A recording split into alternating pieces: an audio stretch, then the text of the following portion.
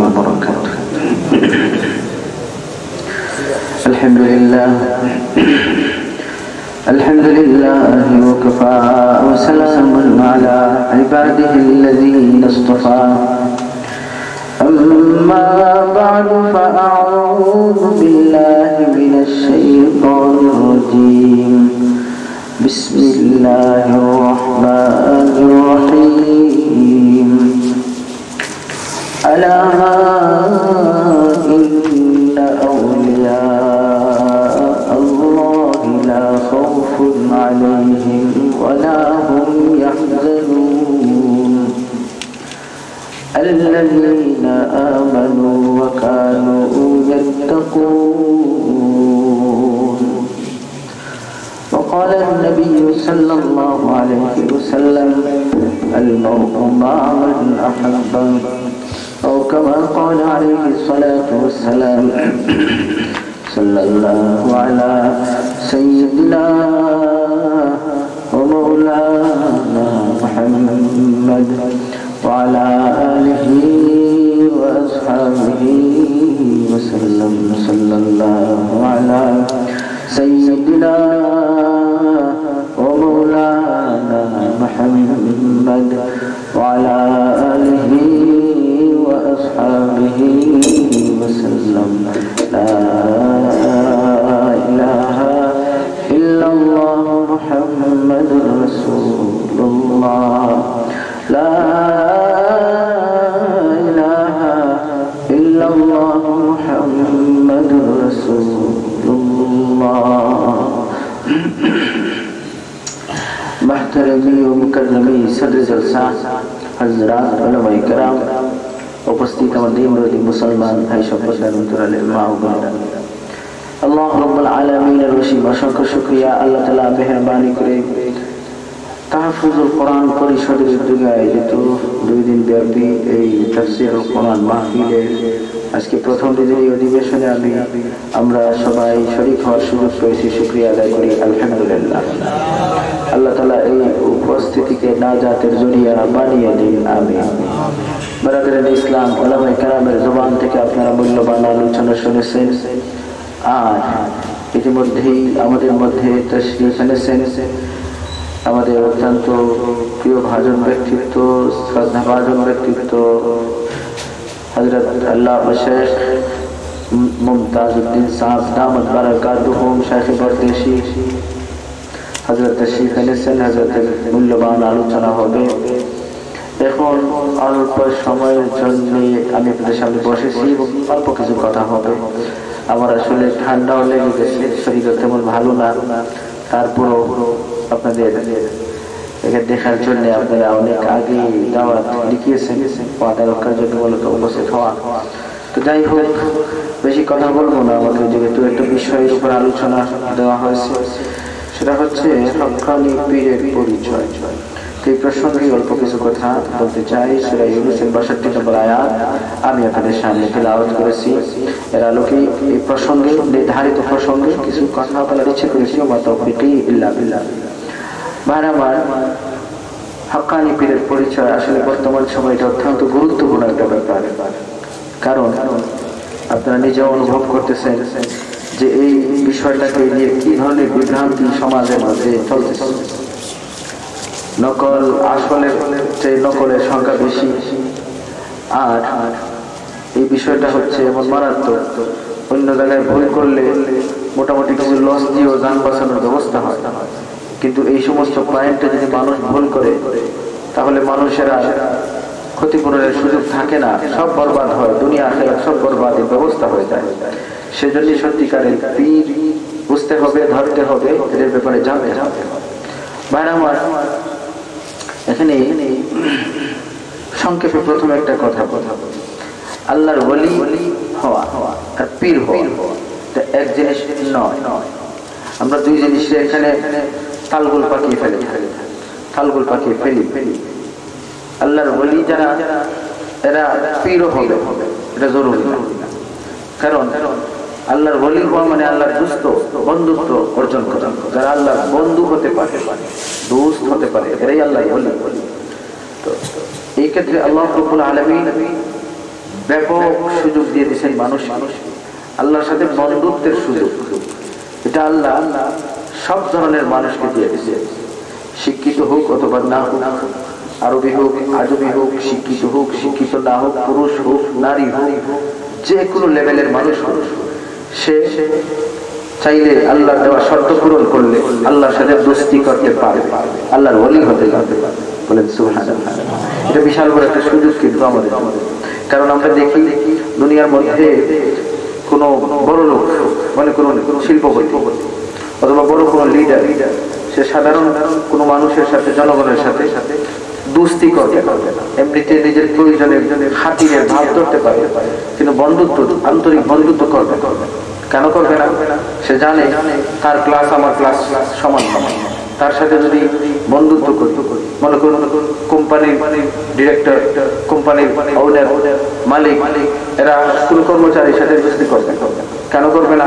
কারণ তারা জানে আমার মর্যাদা অনেক উপরে, আমার স্টেজ অনেক উপরে, অনেক হাই, আর সে আমার কর্মচারী। তার সাথে যদি আমি দোস্তি করি তাহলে আমার ইজ্জত নষ্ট হয়, আমার স্টেটাস ঠিক থাকবে না, আমার ক্লাস ঠিক থাকবে না। আমার দোস্তি আমার সমপর্যায়ের কারোর সাথেই চলতে পারে। আমার দোস্তি আমার মতো স্টেটাস যারা মেইনটেইন করতেছে এই সমস্ত মানুষের সাথেই হতে পারে। আমার কর্মচারীর সাথে, আমার অধস্তন কারোর সাথে আমার বন্ধুত্ব হতে পারে। অনেক সময় তাদের ব্যাপারে দয়া দেখায়, অনেক সময় আগ্রহ দেখায়, অনেক সময় একটা মহব্বতের ভাব ধরে দিল থেকে বন্ধুত্ব করে না। ও ভাই আমার, এইভাবে বন্ধুত্ব করাকে ইজ্জত নষ্টের কারণ মনে করে। কিন্তু দেখেন বিশ্ব জাহানের মালিক আল্লাহ রাব্বুল আলামিন তার আদনা গোলাম বান্দির সাথে বন্ধুত্বের সম্পর্কের সুযোগ করে দিয়েছে। বলেন সুবহানাল্লাহ। এটা আমাদের জন্য বিশাল বড় একটা সুযোগ। এই ধরনের সুযোগ দুনিয়ার কেউ দেয় না, কিন্তু আল্লাহ দিয়ে দিয়েছে। তুমি যে সত্যিকারের ইমানদার হও, আর তোমার মধ্যে যদি তাকওয়া থাকে, তুমি নারী হও পুরুষ হও, তুমি আরবি হও আজমি হও, তুমি যে কোনো বংশের হও, যে কোনো ভাষার হও, যে কোনো রঙের হও, তুমি শিক্ষিত বড় আলেম হও আর আলেম নাওই হও, যে কোনো স্তরের মানুষ তুমি হও, ইমান তাকওয়া যার মধ্যে ঠিক থাকবে, এই মানুষের সাথে বিশ্ব জাহানের মালিক আল্লাহ বন্ধুত্ব করতে রাজি আছেন। এই মানুষটাকে আল্লাহ ওলি বানায়া দিবেন। বলেন সুবহানাল্লাহ। সেই জন্য ওলি হওয়া যে কোনো মানুষের জন্য এটা সুযোগ আছে। এটা আলাদা কোনো কোয়ালিটি, স্পেশাল কোনো কোয়ালিটি মেনটেন করতে হবে না, হোল্ডিং করতে হবে না। এটার জন্য ঈমান আর তাকওয়া, এই দুইটা জিনিস যার মধ্যে থাকবে সেই আল্লাহর বন্ধু হবে, আল্লাহর ওলি হয়ে যাবে। ভাইরা আমার, কিন্তু পীরের জন্য চারটা জিনিস লাগে। কয়টা জিনিস লাগে? চারটা।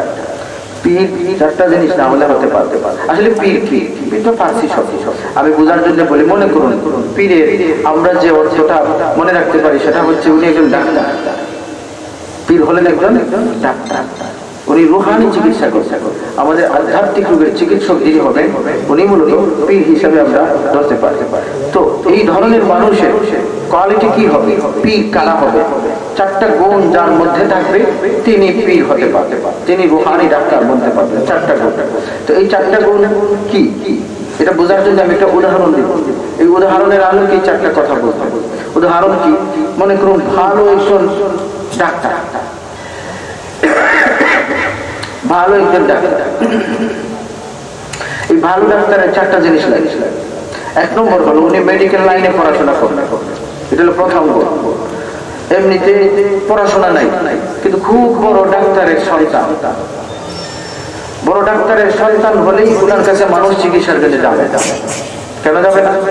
যে বড় ডাক্তারের বাচ্চা হলে কি হবে, সন্তান হলে কি হবে, পড়াশোনা করছেন। সুতরাং ডাক্তারের সন্তান হিসেবে ইজ্জত দিব, ঠিক আছে, কিন্তু ওনার কাছে চিকিৎসার জন্য যাবো না। কারণ ডাক্তারের সন্তান হলে হয় না, ডাক্তার বোনার জন্য পড়া লাগে, ঠিক না? তো এক নম্বর কোয়ালিটি হলো শারীরিক ডাক্তারের ক্ষেত্রে উনি পড়াশোনা করবেন, মেডিকেল সায়েন্সের সাইডে পড়াশোনা করবেন, এমবিবিএস করবেন, এফএসসিএস করবেন, এফসিপিএস ডিগ্রি নেবেন, এই ধরনের বিভিন্ন ডক্টরেটও করতে পারবে। তো ডিগ্রি নেবেন, পড়াশোনা করবেন, এটা হলো ওনার প্রথম গুণ। দুই নম্বর হলো আপনারা বড় বড় হসপিটালে যখন যান তখন দেখবেন যার নাম শুনে আপনি হাসপাতালে গেছেন, যার নাম শুনে আপনি এখানে চিকিৎসার জন্য গেছেন, বড় ডাক্তার, উনি তো 24 ঘন্টায় 2বার আসেন, ভিজিট করেন, তো আপনি দেখবেন যার নাম শুনে গেছেন ওনাকে তো আপনি বেশি দেখবেন না, হঠাৎ মাঝে মধ্যে দেখবেন। উনি যখন আসে তখন দেখবেন পিছনে 5-7 জন ছেলে মেয়ে খাতা কলম নিয়ে ওদের পিছনে পিছনে দৌড়াদৌড়ি, উনি কিছু বললে তারা লিখতেছে, ইশারা দিয়ে এরা খাতা কলম নিয়ে কাজ করা শুরু করে দিচ্ছে। এই যে পিছনে 5-7 জন ওনার পিছনে আছে, এরা ওনার কর্মচারী না, মনে রাখবেন, এরা ওনার খাদেম নন, কর্মচারী না, এরাও ডাক্তার, এরাও MBBS পাস করছে। এরপরে এরা কি করছে, পড়াশোনা শেষ করে এই বড় একজন ডাক্তারের সাথে থাকতেছে, এটাকে বলা হয় ইন্টার্নশিপ করছে। বড় ডাক্তারের সাথে থেকে প্র্যাকটিক্যালি হাতে কলমে ডাক্তারি বিদ্যা অর্জন করতেছে, ইন্টার্নি করতেছে। এটা হলো বড় ভালো ডাক্তারের 2 নম্বর কোয়ালিটি, যে ইন্টার্নি থাকতে হবে, আরেকজন বড় ডাক্তারের সাথে ওনার সময় কাটাতে হবে, দিতে হবে, হাতে কলমে প্র্যাকটিক্যালি ডাক্তারি শিখতে হবে। 2 নম্বর। 3 নম্বর হলো ভাই আমার অনেক পড়াশোনা করছে, বড় ডাক্তারের সাথেও ছিলেন, কিন্তু কোনো সার্টিফিকেট নেই, ভ্যালু নেই, সার্টিফিকেট নাই তো ভ্যালু নেই। সার্টিফিকেট ছাড়া যদি উনি প্র্যাকটিস শুরু করে দেন, চেম্বার খুলে হাসপাতালগুলোতে চাকরি নেন, তাহলে ওনার নামে মামলা হতে পারে, ভুয়া ডাক্তার হিসেবে চিহ্নিত হবে, ওনার শাস্তি হবে। তো এই সার্টিফিকেটটাও খুব অত্যন্ত গুরুত্বপূর্ণ ডাক্তারের জন্য। এই জন্য সার্টিফিকেট যত বড় জায়গা থেকে আসবে ওই ডাক্তারের ভ্যালু তত বাড়বে, দাম বাড়বে। সেজন্য দেখবেন আমাদের দেশ থেকে লন্ডন গিয়ে ডিগ্রি আনছে, আমেরিকা থেকে ডিগ্রি আনছে, বাহির থেকে ডিগ্রি আনছে। কেন? যত বড় জায়গার সার্টিফিকেট হবে ওই ডাক্তারের ভ্যালু তত বাড়বে। তো 3 নম্বর গেল সার্টিফিকেট। 3 নম্বর কি গেল ভাই? সার্টিফিকেট। বেশি কথা বলবো না, আমার আসলে ঠান্ডাও লেগে গেছে আর সময় আরেকখানে যাওয়া, সেখানে আমরা যেতে পারছি। 1 নম্বর হলো পড়াশোনা লাগবে, 2 নম্বর হলো ইন্টার্নি লাগবে, 3 নম্বর হলো সার্টিফিকেট লাগবে। কয়টা গেল? 3টা। 4 নম্বর হলো ভালো ডাক্তারের 4 নম্বর যে বিষয়টা গুণটা থাকতে হবে সেটা হলো উনি সব শেষ করার পরে উনি যখন প্র্যাকটিসে নামলেন, রোগী দেখা শুরু করলেন, উনি যখন ডাক্তারি শুরু করছে, তো প্রাথমিকভাবে রোগী আসে না, রোগী আসতেছে না, জমছে না। তো উনি কি করছেন? উনি চেম্বার বন্ধ করে মনে করুন ধানের ব্যবসা শুরু করে দিয়েছে, চালের ব্যবসা শুরু, বাজারে দোকান দিয়েছে। তো এই যে দোকানদারিতে চলে গেছেন, ধানের বিজনেসে চলে গেছেন, চালের বিজনেসে চলে গেছেন, বিভিন্ন ধরনের জিনিস পণ্যের ডিলার হয়ে গেছে। এইভাবে উনি ব্যবসায়িক ক্যারিয়ার শুরু হয়, ব্যবসায়িক লাইফ শুরু হয়। আচ্ছা, এমন মানুষের কাছে মানুষ চিকিৎসার জন্য যাবে যিনি ডাক্তারি বাদ দিয়ে ব্যবসা শুরু করেছেন? যাবে না। এটা কেন যাবে না? আমাদের সামনে না যাওয়ার কারণ হলো উনি লাইন ছাড়ছেন। কথা বুঝবেন? উনি কি করছেন? লাইন ছেড়েছেন। লাইন ছাড়ার কারণে দেখা গেল সব ঠিক আছে, কিন্তু লাইন ছেড়ে দিয়েছে। এই লাইন ছাড়ার কারণেও মানুষ ওনার কাছে চিকিৎসার জন্য যাবে না। তো দেখা গেল যে 4 নম্বর গুণ হলো লাইনে থাকতে হবে। যে জিনিস অর্জন করেছেন, যে পড়াশোনা করেছেন, যার শিক্ষা নিয়ে এসেছেন, এই লাইনে থাকতে হবে। লাইন ছাড়লেও ভালো ডাক্তার থাকতে পারবেন না। ভাইরা আমার, এই যে 4টা কথা শুনলাম, শারীরিক ডাক্তারের জন্য এই 4টা কথা বুঝতে হবে। ভালো ডাক্তারের এই 4টা গুণ জানতে হবে। 1 নম্বর পড়াশোনা থাকবে, 2 নম্বর ইন্টার্নি করবেন, 3 নম্বর সার্টিফিকেট থাকবে, 4 নম্বর হল লাইনও থাকবে। এই 4টা জিনিস যখন কোনো শারীরিক ডাক্তারের মধ্যে পাওয়া যায় তখন উনি ভালো ডাক্তার হয়ে যান, বড় ডাক্তার হয়ে যান, প্রফেসর হয়ে যান, বড় বড় মেডিকেল কলেজগুলোতে ওনার একটা র্যাঙ্ক বেড়ে যায়। ঠিক এইভাবে রুহানি ডাক্তার, যাদেরকে আমরা পীর বলি, এই পীর যারা আমাদের রুহানি ডাক্তার হিসেবে যারা সমাজে কাজ করবেন, তাদের মধ্যে তো এই 4টা গুণ লাগবে। মনে রাখবেন, কয়টা গুণ লাগবে ভাই? 4টা। 1 নম্বর হলো ওনার মধ্যে কোরআন হাদিসের ইলম থাকতে হবে, শিক্ষা লাগবে। রুহানি চিকিৎসা করার জন্য মেডিকেল কলেজে পড়লে হবে। এই চিকিৎসা, রুহানি চিকিৎসার জন্য মানুষের সব ধরনের রুহানি চিকিৎসা মেইন বিষয়, এটা আল্লাহ রাব্বুল আলামিন কোরআনের মাধ্যমে দিয়ে দিয়েছেন। বলেন সুবহানাল্লাহ। হেদায়েতের পথ, রুহানি চিকিৎসার পথ, জান্নাতে যাওয়ার ব্যবস্থা এই কোরআন কারীম। সুতরাং যিনি রুহানি চিকিৎসক হবেন ওনার জন্য প্রথম শর্ত হলো উনি কি করবেন? কোরআন হাদিসের শিক্ষা অর্জন করবেন। হক্কানি পীরের জন্য অত্যন্ত গুরুত্বপূর্ণ। যদি শিক্ষা না থাকে, কোরআন হাদিসের সাথে কোনো সম্পর্ক নেই, পড়াশোনা নাই, মাদ্রাসায় পড়ছে না, কোরআন হাদিস করে নেই, কোরআন শরীফ সহিহ করে পড়তে পারে না, যত বড় লেভেল থাকুক, যত বড় পীরের ছেলে হোক, যদি ইসলামী শিক্ষার সাথে সম্পর্ক থাকে না, জিন্দগি তো ভালো, জিন্দগি হক্কানি পীর হওয়ার প্রশ্নই আসে না। ঠিক কিনা? কোরআন হাদিসের শিক্ষা না থাকলে পীর হতে পারবে না, কারণ সে মানুষকে পথ দেখাবে, নিজেই তো পথ চিনে নাই। আরেকজনের রাস্তা দেখাতে হলে তো প্রথমে নিজে চিনে লাগবে। সে নিজেই যদি রাস্তা না চিনে তো আরেকজনকে কিভাবে দেখাবে ভাই? সেই জন্য হক্কানি পীরের জন্য নিজের রাস্তা চিনতেওয়ালা হতে হলে কোরআনের ইলম লাগবে, হাদিসের ইলম লাগবে। ইসলামী শিক্ষা ছাড়া হক্কানি পীর হওয়া যাবে না। ঠিক কিনা?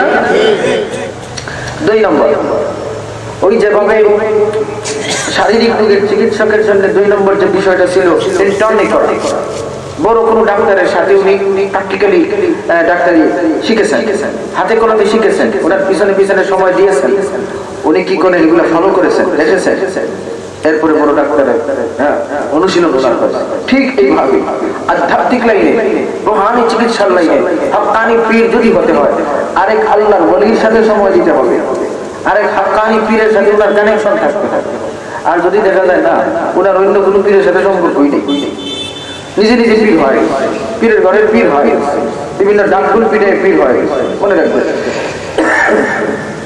কোন বুজুর্গের সান্নিধ্য ছাড়া, কোন বুজুর্গের সাথে কানেকশন ছাড়া, কোন আল্লাহর ওলি সুন্নত ছাড়া কোন দিনও হক্কানি পীর হওয়া যাবে না, যায় না।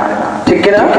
আমাদের আকাবির বুজুর্গানে দ্বীনের আপনারা যদি জীবনে তালাশ করেন তাহলে দেখবেন তারা কি করেছে, তারা কিভাবে মানুষ করেছে, কিভাবে আরেকজনকে ডাক্তার হিসাবে তৈরি করে রুহানি ডাক্তার বানায় সমাজে।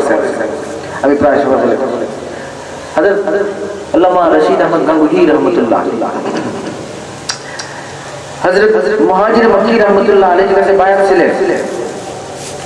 অনেক চিন্তা ভাবনা করে বায়াত হয়েছিলেন, কারণ উনি বড় আলেম ছিলেন, বিশ্ববিখ্যাত আলেম হযরত গাঙ্গুহি রহমাতুল্লাহ।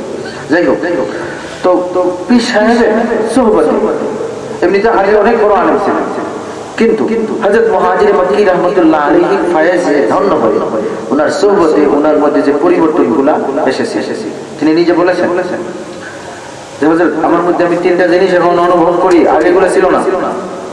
3টা শরীয়ত আমার তবিয়ত হয়, অর্থাৎ মানুষের যেভাবে খাবারের জন্য ভোক লাগে, ক্ষুধা লাগে, আমারও শরীয়তের কোনো কাজের টাইম হয়ে গেলে কাজ করার জন্য এই ধরনের একটা মনের মধ্যে একটা তাগাদা তৈরি হয়ে যায়।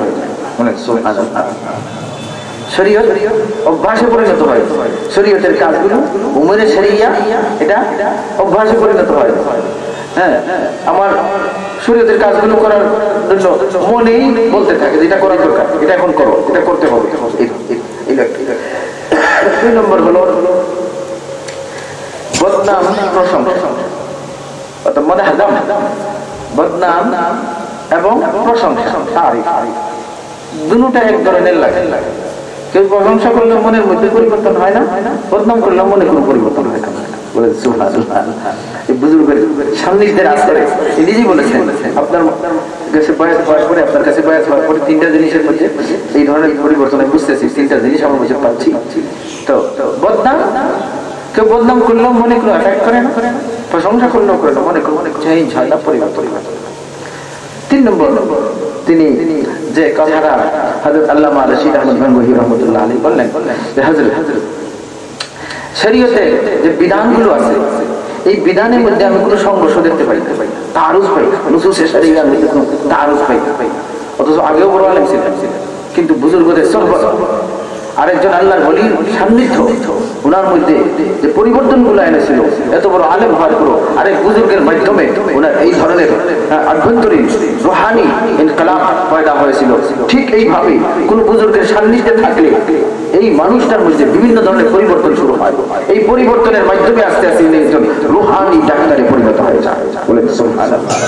তো যাই হোক, হ্যাঁ আমার তো 1 নম্বর হলো ইলম, 2 নম্বর আরেক বুজুর্গের সাথে সম্পর্ক, যেভাবে মেডিকেলের ডাক্তার ইন্টার্নি। 3 নম্বর হলো সত্যিকারের খেলাফত ইজাজত প্রাপ্ত হতে হবে। এটা একটা সার্টিফিকেটের মধ্যে, বর্তমান সময়ের সার্টিফিকেট না। আমি সেদিন এক জায়গায় গেছি, বললো অমুকে হিসাব খবর দিয়ে দিচ্ছে, নিয়ে খেলাফত দিয়ে দিচ্ছে, একটা পার্টি দিয়া 40 দিন বাড়িতে রেখে ইজাজত দিয়ে দিচ্ছে, খেলাফত দিয়ে দিচ্ছে। অথচ এই লোকটা এমন তার দাঁড়িয়ে ঠিক মতো সুন্নতের সাথে সম্পর্ক না, কিন্তু খেলাফত দিয়ে দিচ্ছে।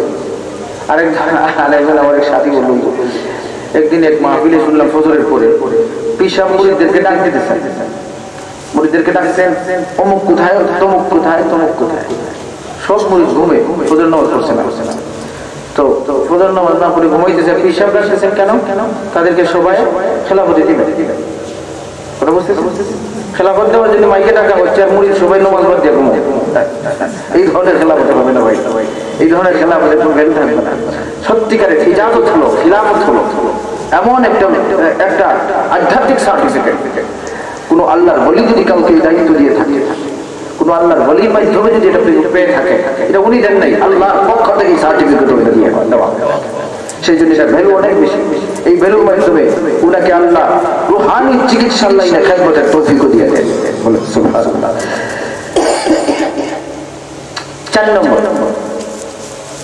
4 নম্বর যে কথা, ওই লাইন ছাড়ছে, ওই যে মেডিকেলের ডাক্তার উনি পড়ছেন, চিকিৎসকের সাথেও ছিলেন, সার্টিফিকেটও আছে, কিন্তু ব্যবসার লাইন করছেন, ব্যবসা ডাক্তারি লাইন ছেড়ে দিয়েছে।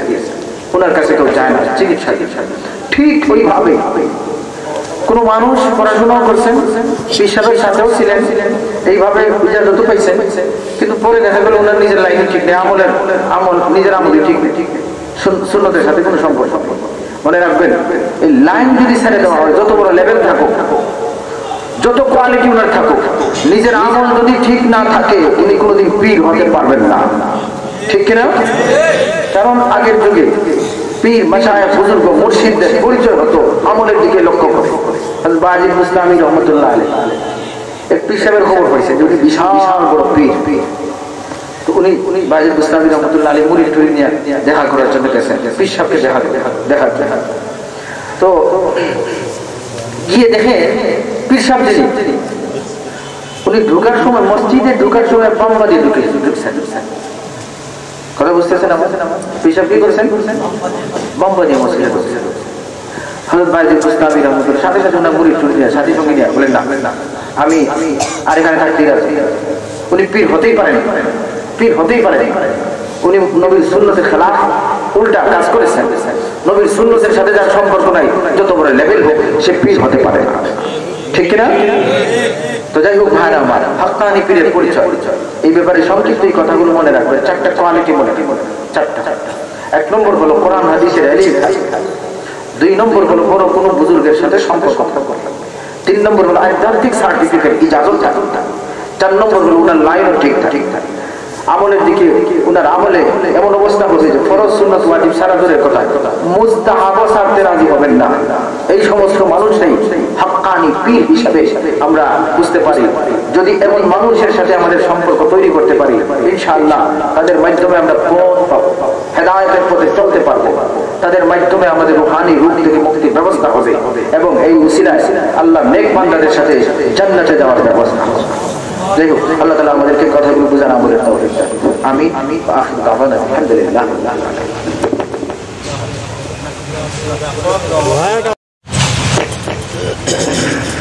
মুখতাসর দোয়ার জন্য বলা হচ্ছে, মুখতাসর দোয়া আলহামদুলিল্লাহি রাব্বিল আলামিন, ওয়াসসালাতু ওয়াসসালামু আলা সাইয়্যিদিল মুরসালিন ওয়া আলা আলিহি ওয়া আসহাবিহি আজমাইন। ربنا ظلمنا أنفسنا وإن لم تغفر لنا وترحمنا لنكونن من الخاسرين.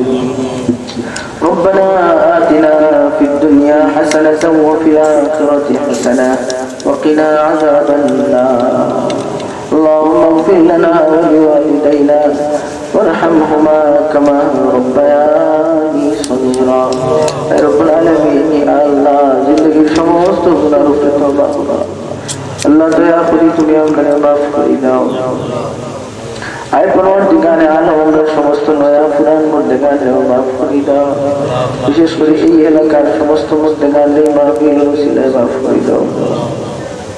আয় আল্লাহ তোমার বান্দারা ওরা আশা করি মাহফিলের ইন্তজাম করছো কে কিভাবে শরীক হয়েছেন তুমি জানো সবর তালিকা তোমার কাছে আছে আল্লাহ तमाम তুমি দুনিয়া আখিরাতে বদলা দাও তারা বিদেশ আছে সহি সালামতে হালাল রুজি তৌফিক দাও যে যে নিয়তে শরীক হয়েছেন নেক নিয়ত গুলারে পুরা করে দাও আয় রব্বুল আলামিন ইয়া আল্লাহ ওনাকে দোয়া চাইছো সে কোন নিয়তে দোয়া চাইছো তুমি তো জানো ও মাবুদ যে যত তুমি উদ্ধার করিয়া দাও আল্লাহ যদি আমরা যাওয়ার টাইম হয়েছি মরণের সময় আমরা ইমানের সাথে মরণ দান করিও সাল্লাল্লাহু তাআলা আলা খাইরি খালকিহি মুহাম্মাদ ওয়া আলিহি ওয়া আসহাবিহি আজমাইন আমিন আমিন রাহমাতিকা ইয়া